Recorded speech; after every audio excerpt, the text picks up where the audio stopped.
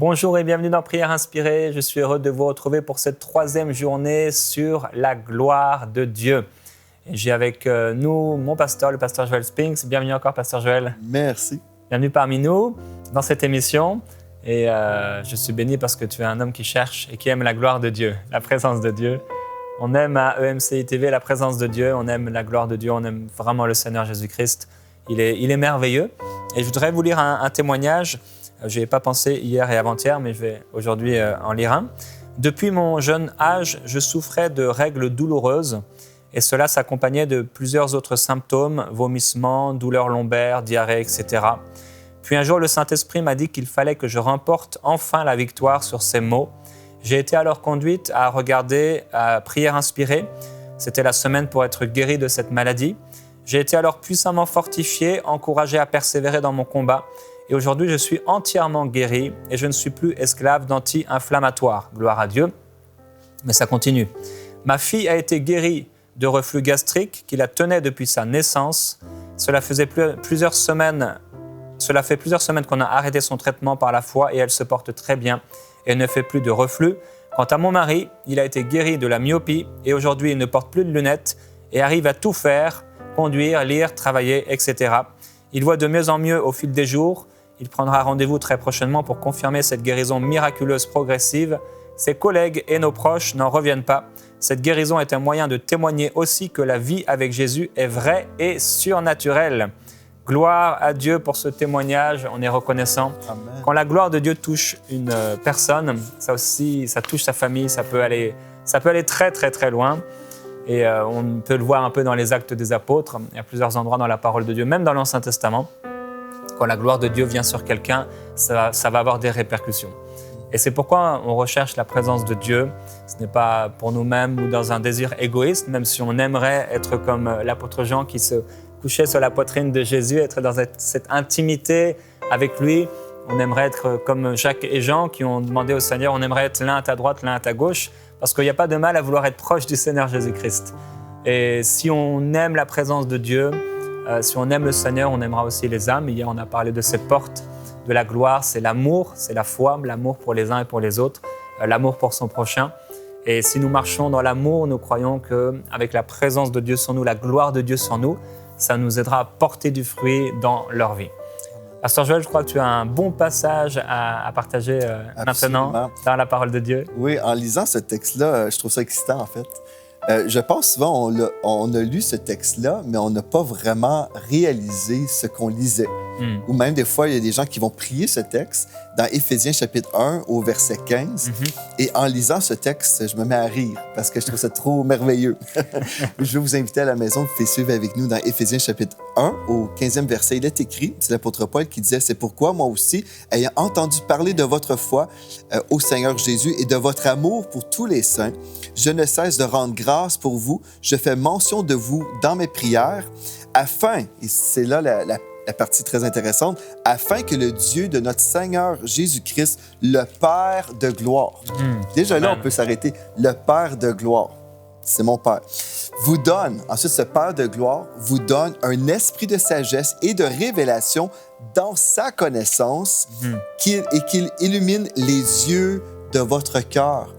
Et qu'est-ce que ça veut dire, ça, qu'il illumine les yeux de votre cœur? Est-ce qu'on parle ici d'un cœur physique? Non, certainement pas. On parle de notre esprit.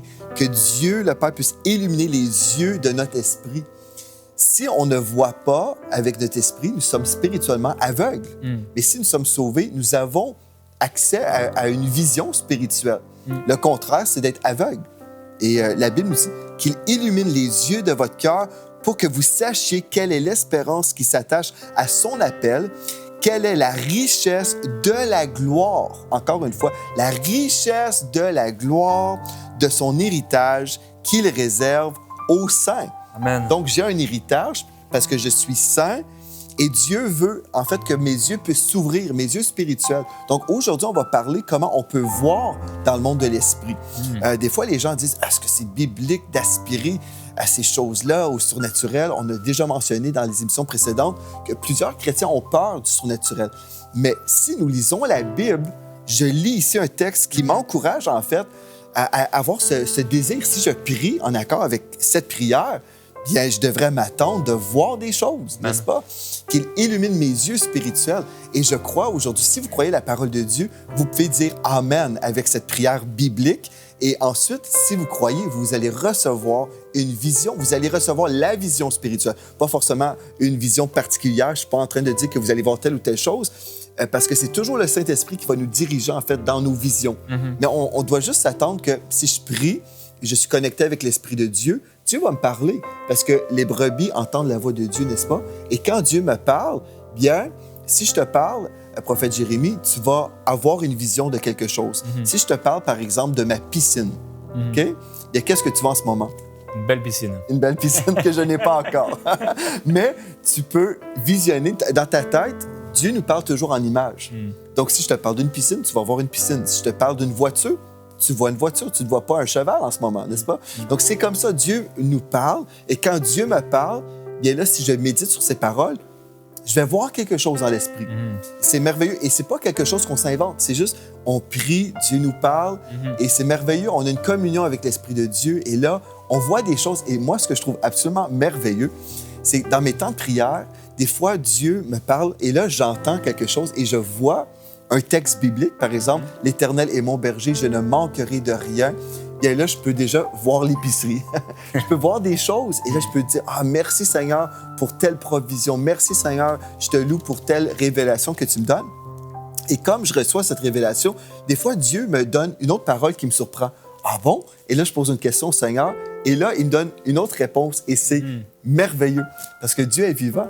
Donc, il peut illuminer nos yeux spirituels. Ça me fait penser un peu à la formation qu'a eue le prophète Jérémie dans l'Ancien Testament, quand Dieu lui a parlé des choses extraordinaires, qu'il avait été choisi pour être un prophète des nations. Dieu lui a dit qu'il allait l'envoyer partout, que ce serait un prophète, ce serait sur toutes les nations.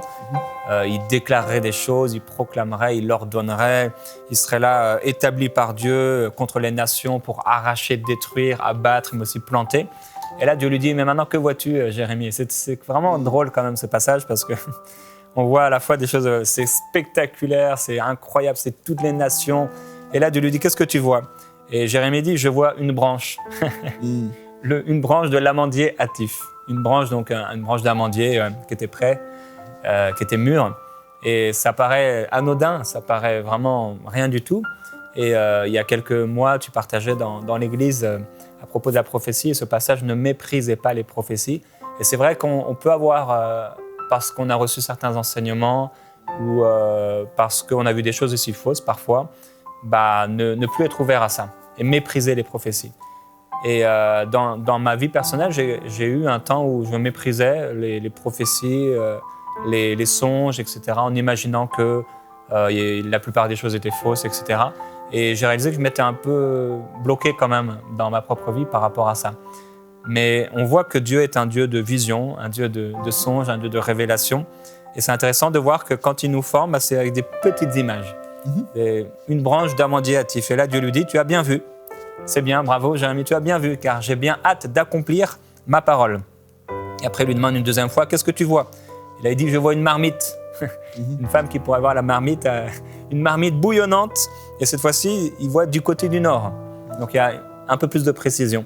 Et c'est bon de voir comment Dieu nous forme aussi. Dieu peut vous former, vous montrer certaines images, et petit à petit, commencer à réfléchir à ces images que Dieu vous donne. En fait, le fait de ne pas voir, c'est anormal. Comme dans le naturel, quelqu'un qui ne voit pas, ce n'est pas la règle. Être aveugle, c'est quelque chose d'anormal, n'est-ce pas? Et spirituellement, si on ne voit rien, c'est anormal. Et je pense qu'on a souvent rendu la vision spirituelle, on a compris ou on a imaginé que c'était mystique. Ah, quelqu'un a eu une vision. Et souvent, les chrétiens, même dans notre Église, souvent les gens ont dit « Ah, j'ai eu cette image, pasteur. » OK, tu as eu une image. On a peur d'employer le terme vision. Parce que là, on s'imagine, ah bien, une vision, c'est quelque chose de très spirituel et je dois être très spirituel pour avoir une vision. Non, en fait, si nous sommes sauvés, nous avons une vision spirituelle qui est là. On peut voir, le voile a été enlevé, gloire à Dieu. On peut voir la splendeur de l'Évangile. Donc, c'est normal, je vais voir des choses et je n'ai point honte de dire, j'ai une vision. Et je ne me prétends pas être quelqu'un de spécial pour autant. Et je me souviens, un des responsables de notre jeunesse à l'Église a eu une vision. Et c'était merveilleux. il avait gardé ça pour lui-même et je suis allé chez eux prier pour lui. Et puis, comme je priais, j'ai eu une vision et j'ai décrit ce que j'avais vu sur sa vie. Et puis, il a dit « Ah, mais c'est merveilleux parce que j'ai eu cette vision, je pense, peut-être avant-hier ou quelque chose comme ça. » Et c'était la même vision. Et je trouve ce qui est merveilleux, c'est que Dieu veut nous confirmer des choses. Aussi, on reçoit, on voit, on dit « Wow, c'est merveilleux. » Et quand quelqu'un arrive et dit « Voici ce que j'ai vu sur toi », bien, Dieu confirme notre appel, Dieu confirme les révélations qu'on reçoit. Donc, c'est quelque chose qu'on devrait vouloir expérimenter. On devrait vouloir voir la gloire céleste aujourd'hui. Et il y a un texte dans Colossiens chapitre 3, au premier verset, je vais vous lire dans la Bible du Sommeur. Il est écrit « Mais vous êtes aussi ressuscités avec le Christ, donc nous sommes vivants, n'est-ce pas? Recherchez donc les réalités d'en haut. » Quand on parle d'en haut, on ne parle pas d'une chambre à coucher en haut. Là. On parle des réalités célestes. Et dans certaines traductions, je crois que c'est écrit comme ça. Là où se trouve le Christ qui siège à la droite de Dieu, de toute votre pensée, tendez vers les réalités d'en haut. Remarquez, de toute votre pensée, tendez vers les réalités d'en haut et non vers celles qui appartiennent à la terre. Pourquoi? Parce que nous ne sommes que des voyageurs sur cette terre actuellement et notre résidence actuelle, ou véritable plutôt, c'est le ciel, la Nouvelle Jérusalem. Donc, quand je prie et je parle à mon Père céleste, je peux communier avec lui et ça se peut fort bien que je vais voir des choses qui ont lieu au ciel parce que je suis un citoyen du ciel. Donc, est-ce que c'est normal pour moi d'ouvrir mes yeux spirituels et voir la gloire céleste? Moi, je crois que oui, surtout quand la Bible nous dit « Recherchez donc les réalités d'en haut ». Et dans 2 Corinthiens 3, au verset 18, il est écrit « Nous tous qui, le visage découvert, contemplons comme dans un miroir la gloire du Seigneur. Nous sommes transformés en la même image de gloire en gloire, comme par le Seigneur l'Esprit. » Donc, vous voyez ici, si on peut contempler la gloire du Seigneur, ceci veut dire qu'on peut voir quelque chose. Et puis, c'est merveilleux parce que la gloire du Seigneur est merveilleuse. Et si on regarde la vision que le prophète Ézéchiel a eue, dans Ézéchiel chapitre 2, au verset 27, je vais juste lire rapidement. Il a dit « Je vis comme du feu et comme une lumière éclatante dont il était environné » en parlant du Seigneur ici.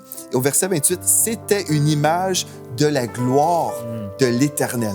Donc, il a vu une image. Ézéchiel a vu la gloire de l'Éternel. Et quand nous prions, on devrait croire et être dans la foi. Je m'attends que je vais voir quelque chose. Je ne sais pas quoi, je ne sais pas. Mais Dieu commence à nous révéler des choses et c'est juste tout à fait merveilleux. Moi, j'ai reçu des visitations il y a plusieurs années, en 2004, comme tu sais. À partir de ce moment-là, j'ai commencé à être dans l'expectative que Dieu était pour me parler comme ça. Et au tout début, j'avoue, j'ai été totalement surpris. Comme on a mentionné hier, c'est Dieu l'instigateur. Moi, j'étais sur l'estrade. Okay. J'étais sur l'estrade devant 1000 personnes et le Saint-Esprit est tombé sur moi. Et là, mes yeux spirituels se sont ouverts et puis j'ai vu des choses glorieuses. Mais quand on a vu ces choses-là et on réalise que c'est mon héritage, c'est ma demeure. Est-ce que j'ai le droit de voir ma demeure? Oui. Et c'est merveilleux. Donc, dans la prière, le Seigneur continue à nous révéler des choses, à nous parler par des images. Et moi, j'écris les choses que Dieu me donne aussi dans un livre. J'ai un livre parce que je prends au sérieux ce que Dieu nous communique. C'est pas... Si on prend les choses légèrement, bon, on s'imagine des choses. Non, c'est au-delà de ça. C'est d'être dans la prière, être à l'écoute de l'Esprit de Dieu, croire que Dieu nous parle, croire que Dieu se révèle à nous par des images. Et là, ce qui est merveilleux, c'est qu'on reçoit des confirmations de ces images. Donc, on sait que c'est Dieu qui est vraiment à l'œuvre. Dieu dirige les choses. Et ce que je vis aujourd'hui, bien, gloire à Dieu, c'est en partie des choses que j'ai vues à l'avance. Mais je sais qu'il y a des choses merveilleuses encore sur l'horizon. Je crois à un grand réveil, je crois à des grandes choses qu'on va voir. Mais déjà là, je peux dire, Dieu m'avait déjà montré les choses et je suis excité pour la suite. Ça me rappelle, j'en ai parlé quand on a ouvert la chaîne de télévision EMCI TV, de cette vision que j'avais eue. Il y a bien des années, c'était peut-être en 2007, où en fait c'était un rêve, un songe. Et dans ce songe, on venait d'acheter une maison. Et dans cette maison, j'ai regardé au plafond et il y avait plein de lumières. Bon, les gens ne les verront pas, mais nous on les voit, elles sont partout au-dessus. Plein de lumières de studios de télévision. Ça m'avait quand même marqué à l'époque. Et mais jamais j'aurais pu imaginer avoir une émission de télévision et avoir toutes ces lumières au-dessus de nous. Je crois aussi que Dieu nous prépare. Ouais. Comme tu le dis, il nous prépare à des choses pour notre vie personnelle. Parfois, c'est pour être une bénédiction pour les gens, comme avec le frère de l'Église, le jeune. Ouais. Mais parfois aussi, c'est pour nous. Et je crois que beaucoup sont très encouragés aujourd'hui parce que tu as pu partager, parce qu'ils se disent, mais finalement, c'était Dieu. Finalement, c'était Dieu qui m'avait parlé. Et certainement, oui, c'est Dieu qui vous a parlé. Et comme Marie, on doit serrer cette parole dans notre cœur. Et de voir comment tu aimais, tu appréciais la prophétie, mais les songes également. Ça m'a encouragé à l'époque, il y a quelques années, à réécrire aussi, parce qu'il y a eu une période, comme je te le disais, où je délaissais un peu ça. Il y a des songes que Dieu m'a donnés que je n'ai pas écrits. Alors, je m'en souviens un peu, mais il y en a certains que j'ai vraiment oubliés. Pourtant, c'était très, très fort. Et on peut oublier. On peut laisser tomber à terre les paroles de Dieu. Et Samuel avait cette grâce dans son cœur de ne pas oublier la parole de Dieu, de ne pas laisser à terre les paroles de Dieu. Et si nous pouvons écrire, et peut-être vous vous souvenez de certains songes que vous avez eus, même des paroles que vous avez pu donner à des gens, écrivez-les. C'est une source d'encouragement, de bénédiction. Dieu dit, écris la vision. On doit écrire. Si les paroles de Dieu sont importantes pour nous, on va les écrire. Et petit à petit, en les relisant régulièrement, comme tu le fais, je le fais également, ça nous fortifie. On se dit, ouais, ce que je suis en train de vivre, c'est exactement ça. Dieu nous prépare à l'avance. Oui. Je pense à l'apôtre Jean dans l'Apocalypse 4, verset 1. Il a dit « Après cela, je regardais et voici, une porte était ouverte dans le ciel. » Amen. Et il a regardé. Ouais. Il regardait. Est-ce qu'on veut regarder? Est-ce qu'on croit qu'on peut voir quelque chose? Donc, je trouve ça intéressant. Et dans le psaume 132, au verset 7, « Allons à sa demeure, prosternons-nous devant son marchepied. » Donc, allons à sa demeure. On s'approche du Seigneur et puis on s'attend d'être dans sa présence. Et quand nous sommes dans sa présence, nous pouvons voir des choses glorieuses. Amen. Et donc, moi, je trouve ça merveilleux. Et puis, Gloire à Dieu. Gloire à Dieu. Alors, on va pouvoir prier ensemble aujourd'hui, mais on va pouvoir surtout ouvrir nos yeux. Ouvrir nos yeux spirituels.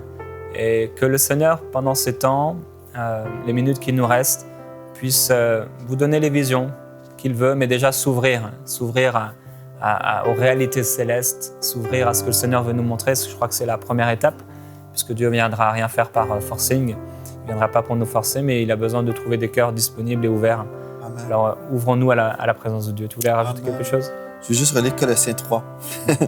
Vous êtes ressuscités avec le Christ. Recherchez donc les réalités d'en haut. Donc, je pense dans la prière, on peut chercher ces choses. En fait, on recherche la présence de Dieu là où Christ est assis, à la droite de Dieu. C'est merveilleux. Amen. Gloire à Dieu. Gloire à Dieu. Amen. Merci, Seigneur Jésus. Alléluia. Merci, Seigneur Jésus. Alléluia. Père éternel, on veut juste te louer, t'adorer parce que tu nous as sauvés. Merci, Seigneur Dieu, parce que nous sommes des esprits rachetés.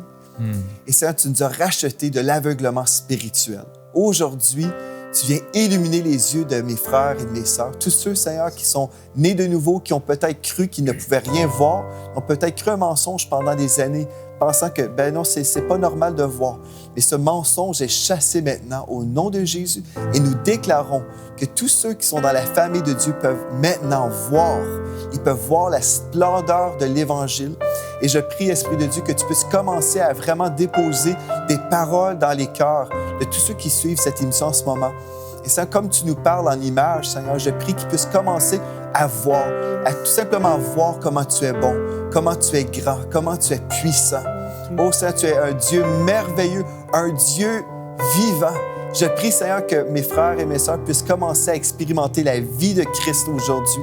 Que ce ne soit pas une vie spirituelle, dolle et plate, mais Seigneur Dieu, que tu puisses leur donner vraiment le privilège de goûter maintenant à cette vie spirituelle qui est riche, qui est belle.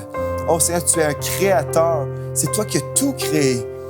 Ta création est tellement belle, Seigneur Dieu. Et je prie maintenant que mes frères et mes sœurs puissent contempler ta gloire, qu'ils puissent contempler ta beauté, Seigneur. Merci, Seigneur Jésus, parce que tu viens activer maintenant mes frères et mes sœurs.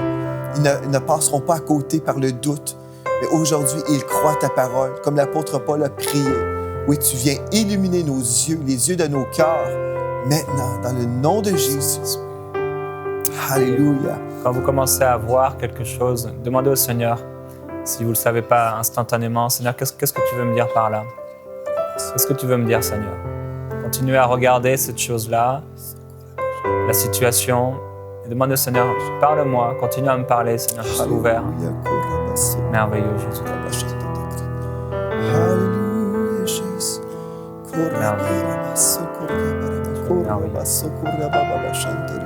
Tu es glorieux. Alléluia, Jésus. Merci, Seigneur. Alléluia. Merci de ce que tu as inscrit nos noms dans le livre de vie. Merci pour ce livre où tu as écrit chacun de nos noms. Quelle gloire, quel bonheur, quelle grâce de savoir que notre nom a été écrit dans ton livre. C'est merveilleux. Seigneur, on te dit merci. Merci de nous avoir sauvés. Merci de nous avoir rachetés.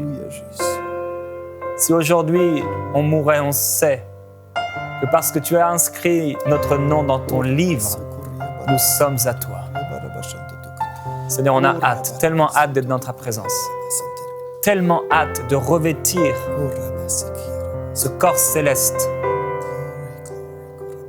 Tellement hâte de vivre dans ta gloire, la félicité éternelle, de marcher sur les routes de la Nouvelle Jérusalem. Mais nous croyons qu'aujourd'hui déjà, tu veux nous faire marcher dans les réalités célestes. Tu veux qu'on puisse goûter et voir combien Dieu est bon. Nous voulons voir combien tu es bon. Nous voulons voir les images que tu veux nous donner, comme nous voulons entendre les paroles que tu veux nous donner. Nous sommes ouverts. Seigneur, merci. Gloire à Dieu. Je veux vous exhorter vraiment à croire que vous recevez de Dieu. Je me souviens, il y a un certain moment, j'avais reçu une vision pour une secrétaire d'un pasteur. Et puis, j'ai vu sur elle des ballons gonflés comme ça. Et puis, je la voyais dans la joie. Puis, pour moi, je ne comprenais pas vraiment le sens. Mais j'ai dit, voici ce que j'ai reçu pour vous. Elle était dans la joie, mais moi, j'ignorais pourquoi. Elle revient me voir quelques temps après pour me dire que ça faisait des années qu'elle et son mari essayaient d'avoir des enfants. Et pour elle, les ballons exprimaient comme le miracle, en fait, la célébration du fait qu'elle était enceinte. Et puis, elle m'a dit, je suis enceinte. Et puis, quand tu as eu cette vision-là des ballons, je savais que j'étais enceinte. Mais pour moi, j'aurais pu dire, mais pourquoi des ballons? Des fois, on doute, hein? Mais Dieu veut se servir de nous. Il veut vraiment que ces dons spirituels, que cette vision puisse vraiment, que vous puissiez relâcher votre foi, en fait, pour déclarer ce que vous avez reçu. Et Dieu, en passant, va toujours bâtir les personnes. Il ne vous arrivera pas à déclarer la mort sur les gens, des choses semblables. Je veux juste préciser, mais vraiment, commencez à ouvrir vos yeux spirituels et déclarer et oser par la foi. C'est ça que j'ai à cœur de vous dire. Osez de croire que Dieu vous révèle des choses. Et des fois, c'est simple, c'est très, très simple. Mais au nom de Jésus, je prie la paix de Dieu. Je prie aujourd'hui vraiment, Seigneur, que tu puisses encourager mes frères et mes sœurs à prendre ce pas de foi, qu'il n'y ait pas d'orgueil qui limite ou la crainte, mais que mes frères et mes sœurs puissent être totalement libérés aujourd'hui, qu'ils puissent voir simplement, comme nous voyons d'une façon naturelle, Seigneur. Je prie que cette vision spirituelle puisse devenir simple. Simple, ce n'est pas compliqué. C'est simple. Je prie pour cette révélation de la simplicité, de la vision spirituelle, maintenant, dans le nom de Jésus. Alléluia, je crois, Seigneur Dieu, que tu le fais. Oh, les yeux sont illuminés partout à travers la francophonie. Des paroles de connaissance arrivent, viennent maintenant, des paroles de sagesse, des paroles d'encouragement. Alléluia. Merci, Seigneur Dieu, parce que le royaume de Dieu avance comme nous sommes équipés et nous avançons dans la vision de Dieu. Alléluia. Merci, Seigneur Jésus. Alléluia. Depuis quelques minutes, je vois un vieux fer à repasser.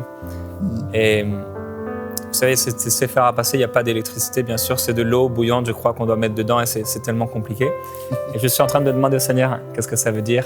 C'est peut-être pour quelqu'un dont c'est le métier, mais c'est sûr que quand on voit des choses anciennes parfois ou des choses qui sont plus compliquées qu'on peut avoir aujourd'hui, c'est sûr que Dieu nous montre qu'il veut nous amener quelque part d'autre à quelque chose de surnaturel. C'est pas humain, c'est pas les anciennes choses.